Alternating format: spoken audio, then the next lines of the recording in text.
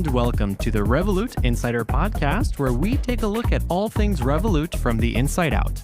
I'm your host, Alex Krill, and joining me today is Business Development Manager, Melina Dimula. Γεια σου, Alex. Γεια σου, Melina. Τι κάνεις? Καλά είμαι. Fun fact, I speak a little bit of Greek, and right before this recording, we were talking about that. Yeah, we just find out about that. And this morning, you brought tsureki from Terkenlis. We have this tradition here in the office of bringing different things from different areas where we're from. So I said, why not? Well, I was very appreciative when I found this happy surprise in the office. Of course. And let's get back to business. Tell me a little bit about your role as a business development manager. So as you said, I'm a business development manager at Revolut. I've been with Revolut a little bit more than 2.5 years, 3 years now.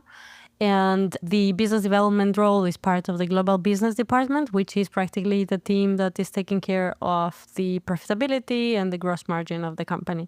And in particular, in my role, what we do is that we work on financial partnerships that are related to alternative payment methods.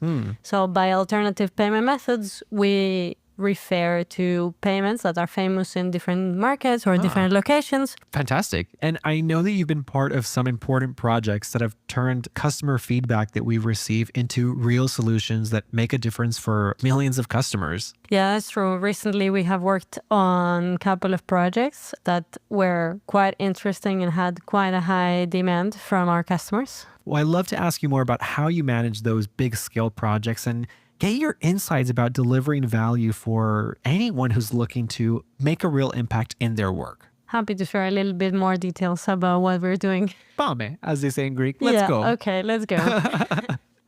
Okay, so the big feature that I want to start with, which is one of your recent successes, is the implementation of bringing Bizum to retail customers in Spain. Can you walk me through how this new service was identified and prioritized within Revolut? So maybe before we jump into how we prioritized this project at Revolut and how we identified it, let me give you a quick overview. What is Bizum? In Spain, Bizum is a super popular payment method. It's the most used payment method for the last couple of years. And it has like more than 25 million active customers on it. Wow. And majority of the transactions are happening through Bizum. So practically what the users do with Bizum is that they send instant payments just by using their phone number. You can just insert a phone number and send an instant transaction to another user. It's very easy, it's instant, it's free of charge. It's very similar to what we do at Revolut with the peer-to-peer transactions where you have a similar experience. But still, we identified that our customers, through the different channels, potentially social media or chats or by surveys where we were asking for more customer feedback, they were telling us that what they really need is Bizum. And this has happened for the last 2-3 years, I would say, that our presence in Spain has grown. So over that time, they were continuously telling us that, okay, you have amazing features. Revolut is really the product we want to use. But in order to make Revolut our primary account, what we really need is having Bizum transactions. So we received that feedback. We took it seriously. And then we did the next exercise that we normally do is to identify what actual value is bringing both to the customers, but also to us as a company and as a business, and if it makes sense from a profitability point of view. So that was the exercise that happened over the last year, almost 2 years. And then we went through the path of actually building this business case, building the commercial part, and doing all the work to adhere to Bizum as a system and to deliver that feature to our customers in Spain. And this really came from listening to customer feedback and making a plan to get it done. Yeah, exactly. We had very consistent feedback, which we evaluated, and it helped us to get this project prioritized and to work internally on it. What's been the outcome since launching Bizum? So we launched Bizum in September 2024, and we're seeing already quite some great results. So we are really, really happy with how our customers are perceiving this feature. More specifically, we've seen that 7-8% of our customers are already enrolled to Bizum with Revolut within a very short time frame. Also, two other areas that I was very positively surprised and they overperformed our expectations was in terms of signups. So we had an increase on signups in the Spanish market, customers that they enrolled at Revolut just because we brought that feature to them. And the other piece is that was also very big learning, I think, for the overall team, was that we managed to grow our overall transaction volume. So Wow. there were some concerns initially that potentially Bizum will take over some other transactions. So like our customers would move from one type to another. In the end, we noticed that this is not happening. They are doing even more transactions with us. So it's supporting what they actually told us in the beginning, making Revolut their primary account. Yeah, and I think it's that deepening of the customer relationship. Exactly. Right? Becoming the primary bank for customers to make their whole financial experience easier. We are helping them to bring all their financial interactions in one place. And by having this additional feature, we are actually seeing the impact of that. So what's the process for deciding which customer requests become these major initiatives? So, of course, we have always a wider list of requests and projects that we need to prioritize, and we need to evaluate the one against the other because we don't have unlimited resources. I would love to, but I think every company has to do this exercise internally in terms of balancing the effort from a technical perspective, like how much effort, how many months we need in terms of delivering a feature. What is going to be the customer impact? So the part that we just discussed on what is the feedback we get, what do we see that customers are going to do with that feature that we're giving them, and of course balancing that out from a profitability perspective and business value for Revolut. So kind of finding the middle ground between all of that of what's going to help our customers and what's going to help us move forward. Exactly. What is going to make sense for us to grow and in order to being able to support even more initiatives in the long term. Besides launching Bizum in Spain, can you tell me about other projects you've worked on that were also influenced by customer feedback that you felt had a major impact? So I've been with the alternative payment methods team for a bit more than a year, and the last year has been a little bit on fire for us. Okay, in a good way. In a good way, Okay. in terms of deliveries. So we are very proud of the things that we have delivered throughout this period of time. One of the main projects that I worked on getting it done in 2024 was cash deposits. Oh, So for the UK market, we deliver that feature to the end retail customers. So now they're able to go into different locations, different stores or collaborative partners and deposit any spare cash that they might have. I know, and you probably think that cash is something that is not that much used, is getting a bit phased out, but actually is a product and an initiative that is really helping us to give access to cash to users. There are a lot of initiatives from the UK government that are ongoing that are supporting users to have access to cash, and also is supporting the other value of financial inclusion. That goes back a little bit on the previous point on customer feedback. So for cash deposits as well, we collected feedback, and more than half of our customers told us that they deposit cash within short time frames in a year. Wow. So we took again that feedback and we acted on it. And I think that's also why we're super proud of that particular project. Another big success for the alternative payment methods team was Blake in Poland, which is a feature that was also very desired by our customers and very demanded. And the team delivered that throughout 2024. It took also quite a bit of effort and quite a bit of project management to get it done. But yeah, we're also really happy to give that to the end customer. Talking about these big scale projects, let's take Bizum, for example. Like, I know that there are a lot of steps to go through before it comes to market. How do you start breaking down a project of this scale into manageable steps? So when we decide what to work on, we have the customer needs in the center of the prioritization. Then we have the value proposition for the end customer, and also we define why this is important for us.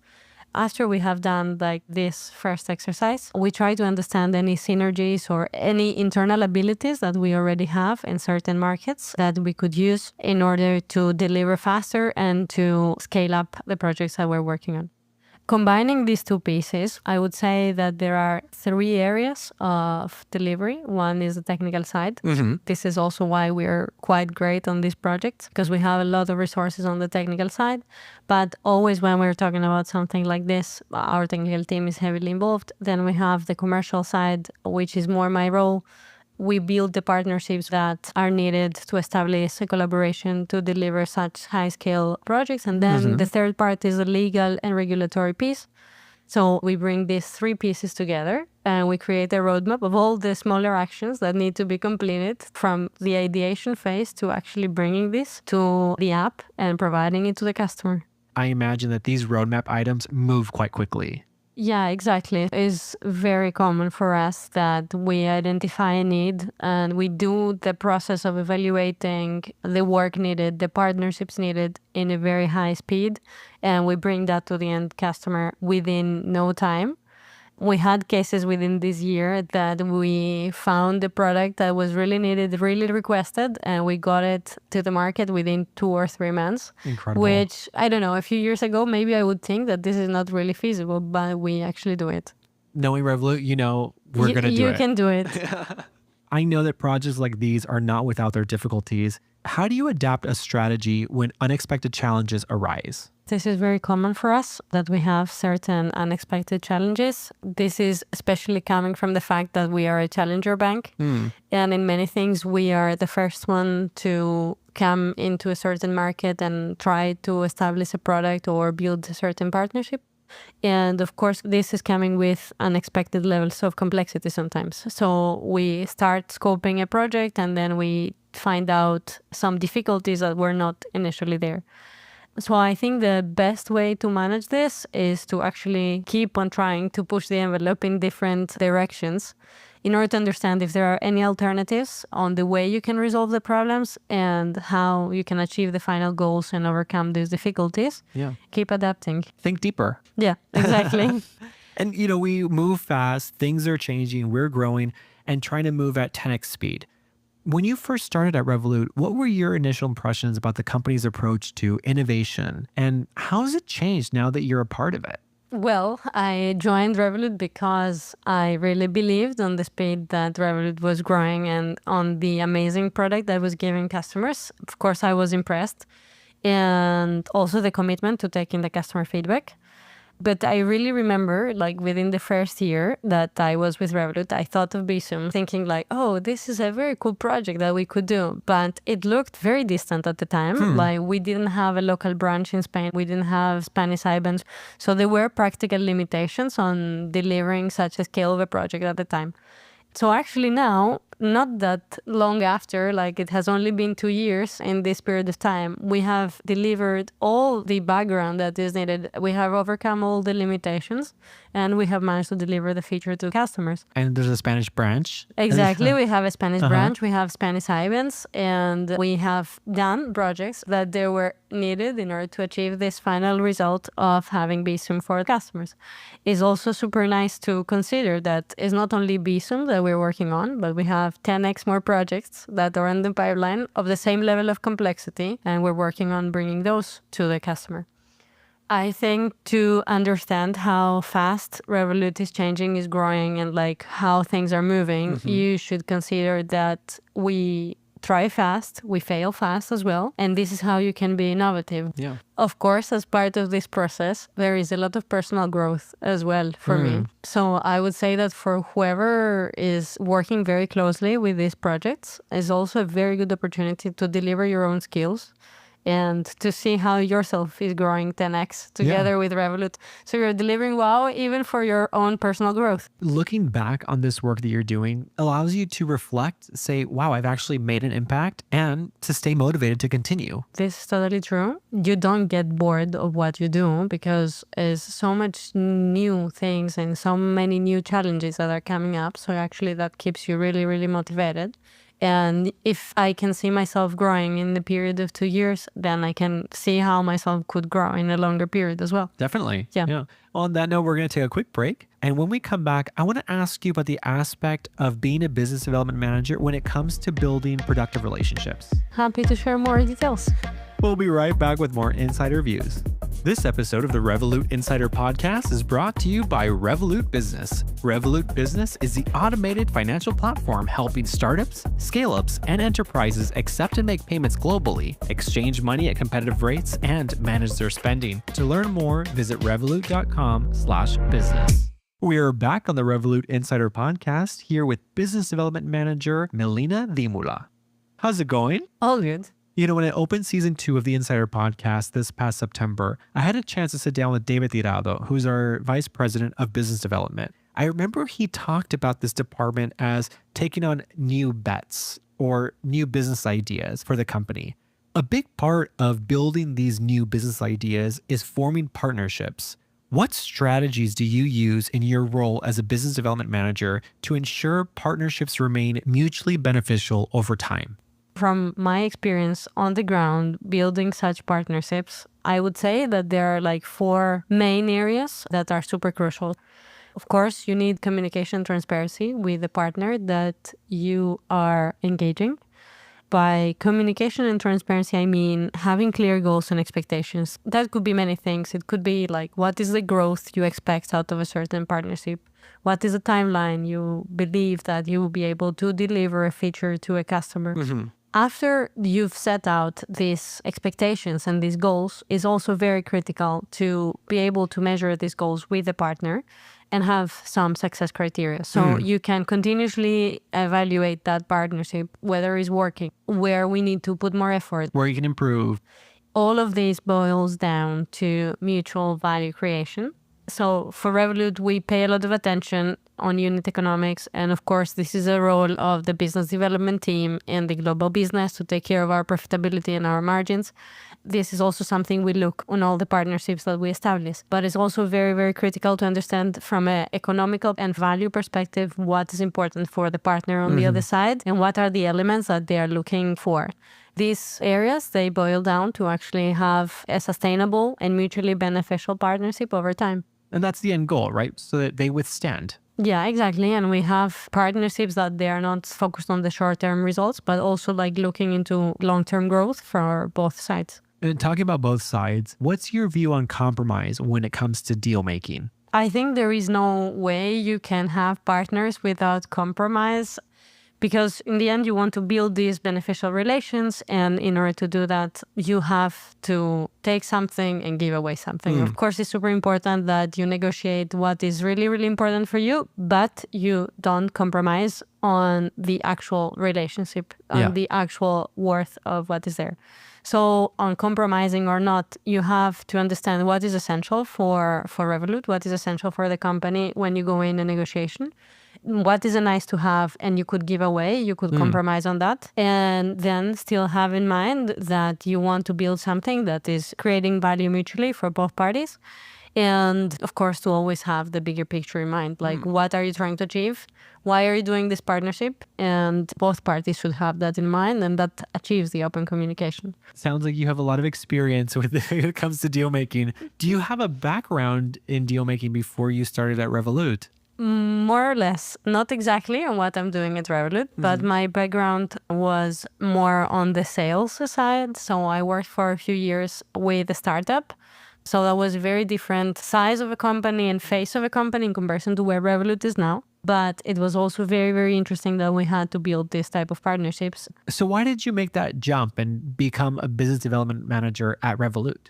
I think like in many companies, you have the role of business development and business development managers, but in every company it means something a little bit different.